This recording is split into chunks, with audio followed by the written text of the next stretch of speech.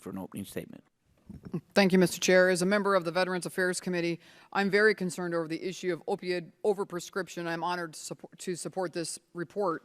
Veterans face higher rates of chronic pain, of polytrauma, and comorbidities, particularly PTSD, depression, and traumatic brain injury.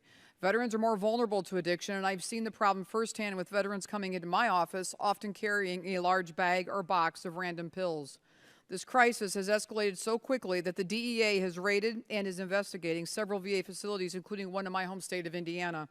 The Veterans Affairs Medical Center in Marion raised DEA suspicions after it purchased more prescription drugs than any other VA facility in the entire Northern District of Indiana.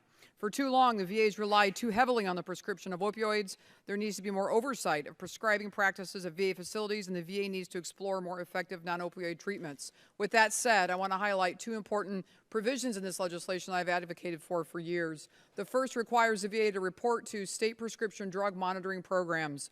These databases have proven to be an important and effective tool for tracking prescription practices, yet the VA is not required to report to them as other healthcare providers are.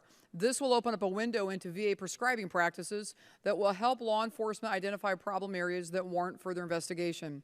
Secondly, the other provision allows the VA to consider alternative forms of treatment, such as FDA-approved medical devices for patients with chronic pain, giving the department more options to offer veterans than strictly prescribing opiates. Again, I want to thank you for the opportunity to be a part of this committee and to work side by side on this important issue facing our veterans and our nation at large, and I yield back.